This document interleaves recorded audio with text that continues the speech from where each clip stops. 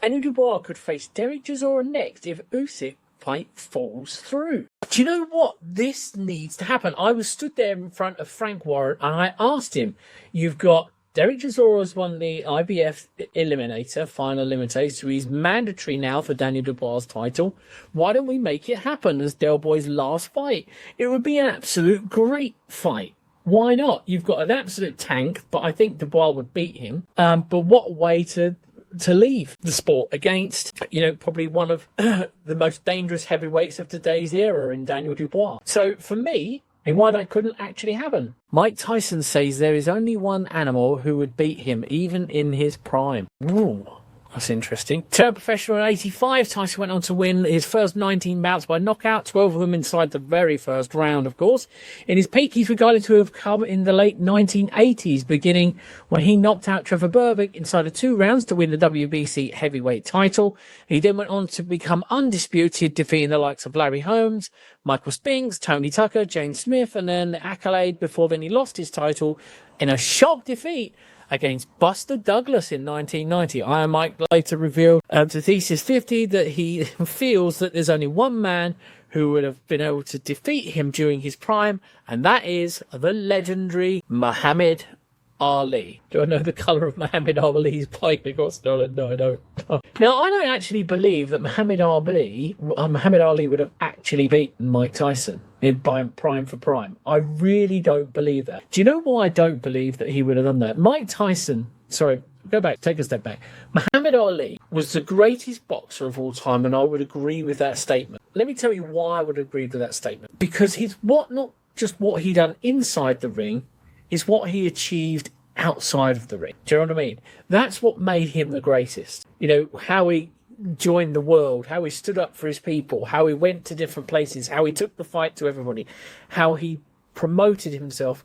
That's what made him the greatest. But he isn't the greatest boxer. I'm sorry if that upsets everybody. I'm sorry if you're all angry with me for making that statement. But I don't believe that Muhammad Ali was the greatest fighter. I think that in today's era, Muhammad Ali would have struggled with the likes of Alexander Usyk. I think he would have struggled with Tyson's power. I think he would have struggled with Tyson Fury's reach. When you've got a fighter such as George Foreman is pounding on you and you can beat that, which I understand, it's a whole different ballgame to when you've got someone in their prime who's then gone on to do more. Do you know what I mean? I think that when you look at these, there is a lot better fighters out there. But what makes Muhammad Ali the greatest, and I've said it a million times over and over again, is what he done outside of the ring, that he brought inside of the ring, that made that challenge. And I hate to disagree with Mike Tyson, but unfortunately, I think you would have smashed Muhammad Ali to pieces. Evander Holyfield shows his dislike, right, for Floyd Mayweather, saying he doesn't deserve the undefeated record because he actually lost that fight. Who was he talking about? Let's take a little look in this. So it was a Manny Pacquiao thing, do you know what I mean? So he's saying that Floyd Mayweather should have lost against Manny Pacquiao. That's what he's basically saying. Do you agree with Evander Holyfield? Do you think he did lose that fight? I'm not particularly sure. I'm really not particularly sure. Anyway, the Shakur Stevenson dilemma. Too sharp, too slick, too boring. What one do you think? Yeah, I think the last one. I really, really do. But, I just can't wait to see it, really. There's lots and lots of good fights coming up. Dmitry Bivol faces undisputed title threat as monster Benavidez refuses to step aside. So this is talking about the Bivol Beterbiev 3, the trilogy fight. So, there's one apiece in that. So both undisputed champions.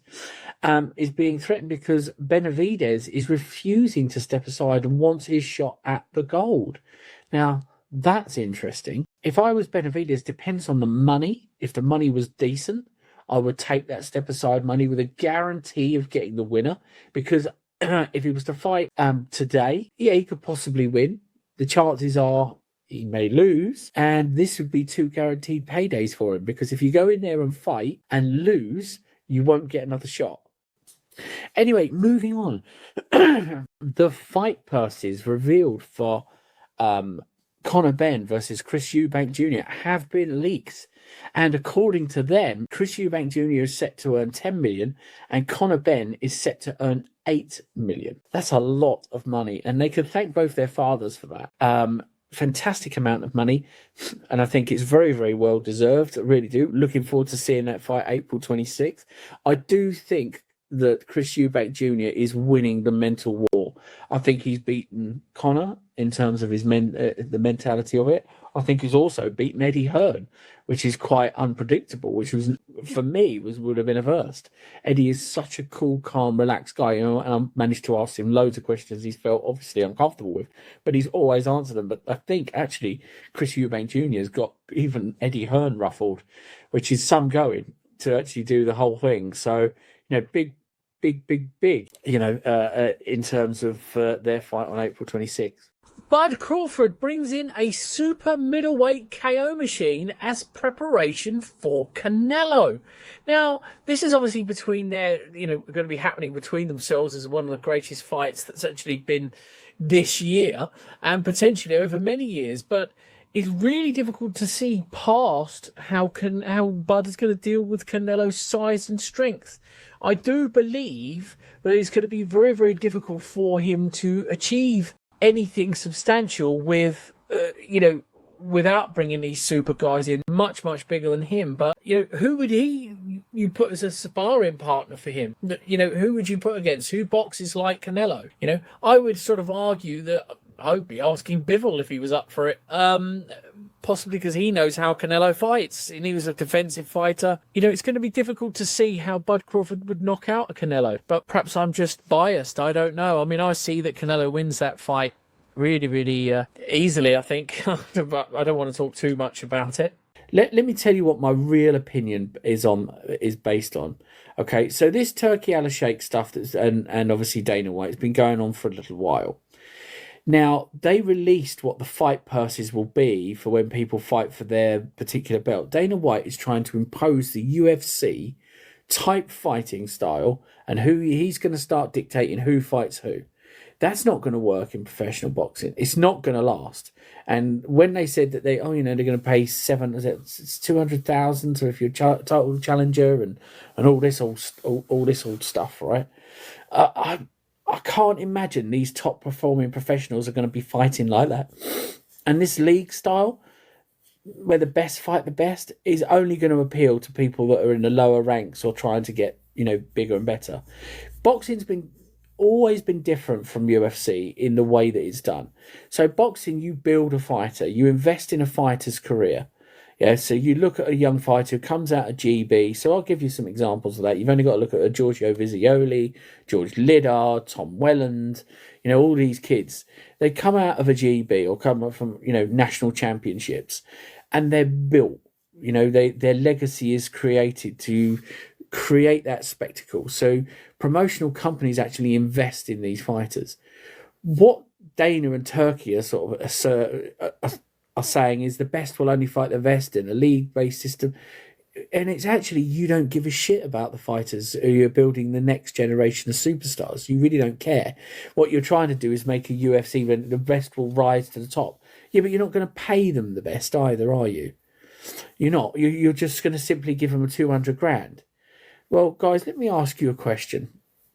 Now, not a lot of us ever make to that, elite stage, right? Okay, the elite is saved for the top 0.1% of fighters who actually enter the sport. It's a dangerous sport at the best of times. You're more likely to die about 10 times more likely to die in a boxing ring than you are a UFC cage. The reason for that is because of the blows to the head, literally the blows to the head with a padded glove. Yeah, so would you, if you had the ability to earn 2-3 million quid, let's go back, let's look at the Conor Ben Chris Eubank fight. There's 18 million quid purse there. Would either of those two fighters done it for about 700 grand? Of course they wouldn't. It's a dangerous sport at the best of times, and I think Dana White has got it completely wrong. I'd like to be proved wrong, completely wrong, but I don't think that they're going to see that. The Fury family, Paul brothers versus Fury brothers. Roman Fury teases huge double fight night. Now, this is obviously where Logan and Jake Paul versus Roman and Tommy Fury. Now, that would be interesting. I'd much rather see Logan and Jake Paul versus the Tate brothers, if I'm perfectly honest, because obviously the call-outs that have been going along there, that'd be interesting. But yeah, I think they're all sort of Jake the Joke Paul and Logan Luscious Paul versus Tommy No Hope Fury. And I just think at the end of the day, as nice a guys as these all are, it's a total misfits, and that's where it should stay. It's sort of a spectacle rather than a boxing event, and that for me is where things like that need to stay. Legendary boxer Frank Bruno is rushed to hospital after a health scare in a long haul flight. So Frank had gone quiet across all social media. He did come back on yesterday and confirm that he was actually all right and on the road to recovery. So that's really, really good. But he was rushed to hospital and where he spent the last week. So all we say is, keep it up good, Big Frank. We're supporting behind. Frank Warren calls Usyk versus Dubois boxing's biggest fight, and Parker awaits the winner. Well, is it really boxing's biggest fight? I mean, I absolutely love Daniel Dubois. I think he's changed his whole life in the last 3 years.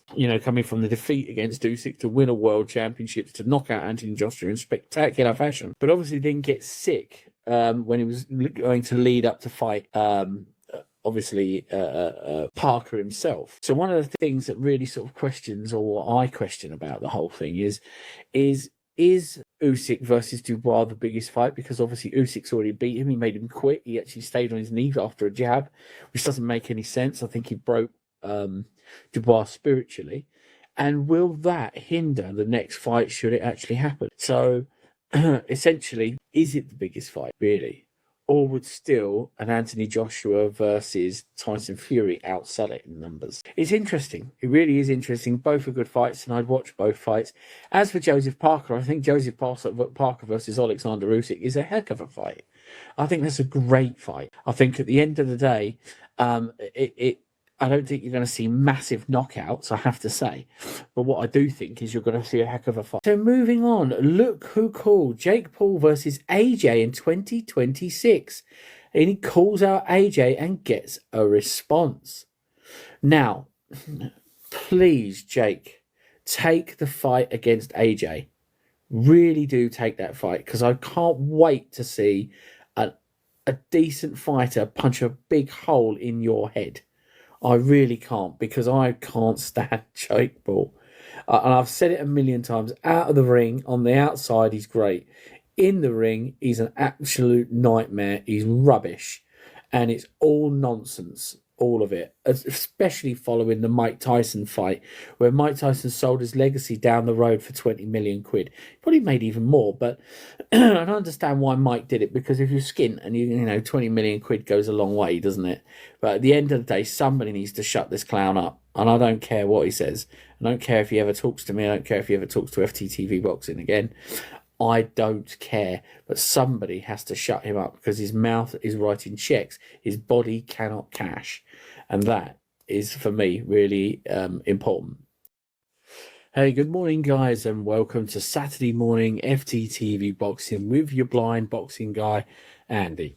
So today there has been some absolutely tragic news. George Foreman, one of the greatest heavyweights to ever lace gloves, a former Olympic and two-time world heavyweight champion, and subsequently the oldest heavyweight champion to have ever lived, sadly passes away in the early hours of this morning. And it's an absolute tragedy. It really is, having over 70 fights with over 68 knockouts, a fantastic legacy he's left in the sport. But his earnings were made selling a grill, which made more of the money than he ever made as a heavyweight fighter. But all we can say is our deepest condolences go out to his family, his friends, and everybody in the boxing community at this time. Very, very, very sad. Ryan Garcia is confident in Tank Davis. He'll put on a different gear in Roach rematch. Right, so this is where he's going to be fighting Roach, and he thinks that Ryan Garcia is saying that Tank will actually step into the next level that will get rid of his opponent. I'm not sure that that's actually going to happen, but you never know, do you? Never know. But in my opinion, that ain't going to happen. I think that you're going to see Roach is going to step up and actually surprise people. I really think that. I'd like to think that Tank's going to win. But I do think he's going to be given a lot more trouble. The trouble is when you've been given a blueprint of how to, get to a fighter, you tend to, you tend to sort of, exploit that you believe is going to work, and then you add to it. Ryan Garcia, he's admitted to struggles and opens up on his mental health. I was destroying my soul. I mean, it's well documented, Ryan Garcia's behaviour over the last few weeks and months, and even years since, obviously, he's been found guilty of blood doping and for stuff inside of his body that shouldn't be there. And I just think sometimes he's so young, and the mental health pressures that he's been given, when you've been given sort of, I'm going to do this, I'm going to do that, and, and the way he was behaving, there's a lot of things that can say these guys need a lot of mental support. Also, you've got to remember 90% of fighters come from the rags to riches story. So they come from backgrounds with poor families, not being able to feed themselves, living in abject poverty, and fighting often is a way out because it's all we had, as young men. Everything else, you just fight for everything. So, in my opinion, I think that, and all of a sudden to be just bundled in and then get all this wealth and everything else, you've developed this talent. No wonder these guys go on an absolute car crash, It's very easy to see that why they do. So I hope that Ryan Garcia is on the road to recovery. I know he's got a good parents behind him. Ryan Garcia is still fuming over his PED scandal, still claiming that he was set up. Now, it's really difficult to see how he's been set up and who would set him up and why they would set him up. Anybody in his camp, unless they've received a rather large amount of cash from any potential opponent, which, let's face it, nobody knows who that would be, why would they want to set him up? Why would people want to ruin his career? I think this kid is going to become world champion. I think he's going to do and go on to great, great things. I don't think he's got anything to worry about at all. I think he's a fantastic fighter. And, I understand that people were moaning about the fact he was caught with PEDs in his system, but it's not like he was injecting them like a Jarrell Miller.